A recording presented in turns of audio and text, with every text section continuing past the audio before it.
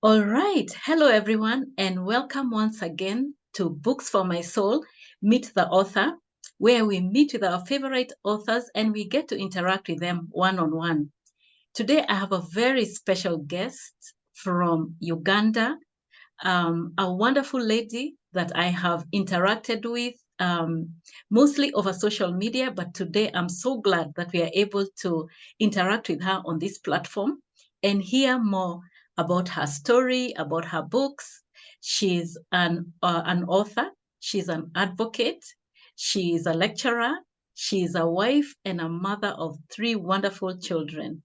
Her name is Esther Katende-Magezi. Welcome, Esther. Thank you very much. Of all the things you've said, the most important is that I'm a mother. I find that the mother is the full time, the others are just supplementary. Yeah, and that's why, Esther, after going through the two books that you have on Books for My Soul, I thought the best one I could interview you about today is Decision Points, Memoirs of a Working Mother. It stood out to me. Why? Because as I have told you before when we were discussing, I really feel you have a revelation on, Mm, motherhood, or let's say on parenting. And mm. you talk about intentional parenting. But let me tell you, Esther, after I read your book, I'm like, this is more, even more than just intentional parenting. It's about being a present parent. And this, Very, yes. ladies and gentlemen, is a gem. This book is a gem. So, Esther, maybe share with us, how did you come Thank you. to write this book, Decision Points, Memoirs of a Working Mother? Yes, so when my children were much younger, we Mm-hmm, made several decisions concerning them. In our house, my husband is in charge of, investments and the direction of our family in terms of investments and investing for our future. And I'm the one in charge of the children and their education and the direction we're taking with the children. mm-hmm, So we found that the decisions we were making, especially me, what I was making, mm-hmm. were very controversial to many of our friends and loved ones. And they were well-meaning, but they kept wondering, why are you making those decisions? And many people criticized us, even people we didn't know. They criticized us. So I felt that I needed to write a book to my children to explain to them why we made the decisions we made. Why did we decide, for example, to send them to a Christian school? Why did we decide to enroll them in sports or piano or all the things that I talk about in my book? So that book was a memoir. Yeah. As I was being criticized, as I was going through the parenting, it was very difficult to parent children. I Mm-hmm. used to write down, I used to journal my thoughts, my feelings. And eventually I thought, let me compile this in a book. So I thought I would write it when the children are long gone and married. Mm-hmm. But in 2019, that is when I felt that, yeah, this is the time now to publish the book. And of course, everyone was saying that, isn't it too early? What if the children don't turn out? I kept saying that, well, I'm going to publish what I have seen, what I have done, and I'll just leave it as it is. Yeah. Eventually, the Lord will know what will happen to the children because they're not my children, they're His children. I'm just a caretaker, but I'll publish what I have done and what I have known and how we have achieved or progressed this journey with my husband. Hence the book, Decision Points, because it's Yeah. a memoir. I was journaling my life Yeah. as I was raising the children from 0 to 12 years. From 0 to 12. As I was reading it, my children are older. In fact, out of four, there's only one who is still in that age range. And I was reflecting and thinking, I wish Mm, I'd come across material like this when the children were younger, because there are some things I would have done differently. And that's why, I mentioned that I believe you have a revelation, and something to share so positive about how to raise our children, especially in that age. And I know you've talked about you'll write another book beyond the age of 12, and we are looking forward to that. But then, Esther, there are some things I picked up there. You talk about making a decision early when the children were young, that you would drop and pick them in school, taking them for swimming. You even mentioned, sitting in the car for hours, waiting as they swim, teaching them musical instruments intentionally. All these things, I look back and I think, there's a reason why these things are so important, being a present parent. But then maybe you can share a little bit about those specific things that you did. For example, I read that you began to expose your children to music at the age of 2. Why, Esther? Why did you do that? And what has been the effects? Yes, so my husband and I had gone to travel somewhere and we met a Korean gentleman. And he was saying that for them, when they had their children, because they had a one-child policy, as soon as a child was 3 months, they would start preparing them for Harvard, for college, three Wow. months old. So it challenged us because in Uganda, we just give birth and the maids are maintaining the children. But they're not deliberately growing the child to the final destination. So it challenged us to work backwards. That if where do you want your children to be? What kind of children do you want to have? What kind of legacy do you want to leave? After you've seen it, then work backwards. He was saying that for them, they teach children music and they teach either violin or piano. And they say that the reason they teach that is because it opens a child's brain. You can imagine a child who doesn't know how to speak or count, and they're already playing piano, they can read music. It has an effect on smartness of the child, on math. The child doesn't suffer through school. So we started our children on piano at 2 years old. By the time they couldn't even concentrate, but they were able to put their fingers and count 1, 2, and all that. But I've seen that my children have not struggled in school so far. My eldest is now 16, the other is 14, and my youngest is 11. Yeah. But we don't have academic struggle, as in terms of struggle. I've even seen my friends who did the same thing. Even them, one of their children, can imagine, is they have a math challenge. How you see children who have a reading challenge and have the dyslexia, now the equivalent of math, they don't see figures. They started their children at piano at 2, and they never ever knew. But the child would play and he found coping mechanisms because he could not read or calculate these things, but he found coping mechanisms. And they never knew until the child was 11 that the child had a problem with reading figures and understanding math. But all this time the child was playing piano and had found a way of cramming the music or listening to it in a different way, But what am I saying is that there's a mental development that is created when you expose a child to music very early on. Yes. Yeah. So that was the piano journey. Okay, what about the sports? You talked about swimming, and how, Yes. one thing I like about your book, Esther, is that you're so candid and so honest. And you say, sitting by the poolside from 4 p.m. to 7 p.m., waiting for your children to swim one after the other, to be coached in the swimming is not easy. And you even say you almost threw in the towel. It was difficult for you. But Yes. now, tell us what you've seen the effect now of that. Number one, being such a present parent by the poolside waiting, and then ensuring that they're doing a sport on top of the music. What have you seen is the benefit now? Yes, first of all, why should children be enrolled in sports? You see, the sports, we are in a generation of children, we call them the social generation. Everything is available, life is good. Our generation and our parents' generation witnessed war and hardship and poverty, but not this generation really. Many of them have TV, internet, life is good.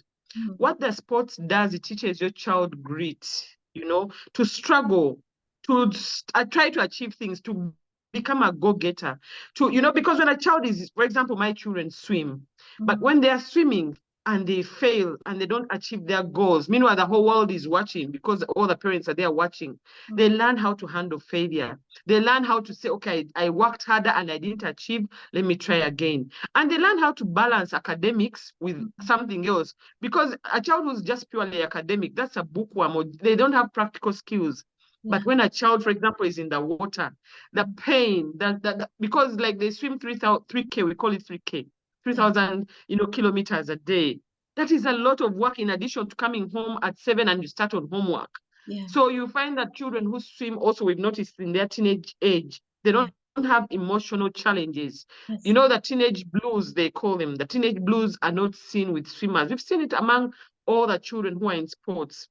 because all they do is they're tired, they go home and eat and sleep. Tired, go home, eat and sleep. So you find that they don't have room for wrong company as such, or doing idle time, or having those roller coasters of hormones. That is not common among children, especially swimmers, because I have the experience of swimmers. But I've seen it with other sports. And it is important that it is an individual sport as opposed to a group sport. Okay. Individual sports are tennis, where it's just the child and themselves competing against themselves. Tennis, swimming, Yeah. as opposed to group sports, which are football, basketball. Those ones have their benefits as well. But the ones that grow the character of the child are the ones that are the individual sports. So the challenge that I faced when I was raising the children in this stage, I still do, is, you drop them at the swimming pool and you have to wait for them.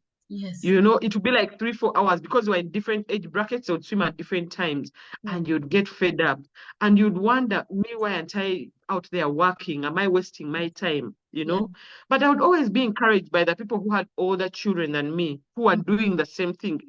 We stand on the shoulder of giants. So I had my cousins who are doing the same thing and were mentoring me, and they kept saying, Esther, for us, we see our lives and our contemporaries who have not raised their children intentionally. It looks like you're wasting time spending time with your children, taking time off to help them excel in academics or understand concepts better. Yeah. But what that does is that for them, they were saying they didn't see any difference in terms of wealth or in terms of happiness or peace between them that intentionally raised their children and spent time raising their children and those that didn't. In fact, they are saying in many instances, for them, they were wealthier, the ones who are intentional, because they used their time effectively. For example, if I know that my day starts at 9, let's say 9, and I have to pick up children at 3, I know that by that time I must maximize my time because I don't have much time to work, and yet I need to work. Then I know that from 3 to 7, I'm focusing on children. 3 to 8. Then maybe in 8 to 10, I go back to my work while working from home. So they were saying, these parents that I was following, they were saying that they're not any poorer. And in fact, they felt they were much better off than their contemporaries. Not that it's good to compare, but they were much better off because for them, they even had their children, a good relationship with their children. Right. So that is why we do the sports. That's why the sports are important. A final thing on sports, I have noticed the teenagers that do sports, even football, basketball, they don't indulge in drugs. Drugs, alcohol, they don't go down that route because they need their lungs to be healthy. The sports are dependent on the health of the lungs. So if the lungs and the mental, concentration is not clear, they can't excel in their sports. So if you start them off young in sports, by the time they are teenagers, they are pros, or they have this popularity that they are wow sports people.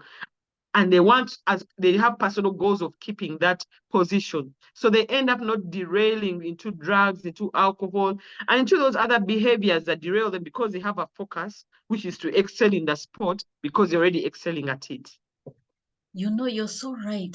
I remember someone saying once that when you're raising your children, you can either concentrate on raising them intentionally and being present, or you can do other things and earn that money. And then later in life, you'll be using that money to bail them out of problems. Hold on. Joyce Meyer said that there are two types of pain in life. There's a pain of discipline and a pain of indiscipline. She was talking about raising children.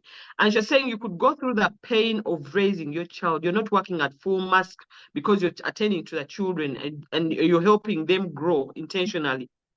You go through that pain in your younger years so that your older years are happier. Or you can go through the younger years happy-go-lucky, not caring about the children. And then the older years, you spend them all, like you said, bailing out your children, doing all those things because you didn't invest time in your younger years. So it's a choice of which pain you prefer. I do agree. I know another thing as you're speaking, I'm thinking that those disciplines that you teach your children, they also will teach their children, so it's Absolutely. generational. Yeah. Generational, yes. Yeah. But now, Esther, I know many people will be asking, I was not as present for my children. Maybe now they are teenagers, maybe they are young adults. I was not as intentional. Is it too late? What's the hope here? No, it's never too late. It's never too late. You can turn it back. You can turn it around because you see, at whatever age human beings need company, they need quality time. You can turn it around.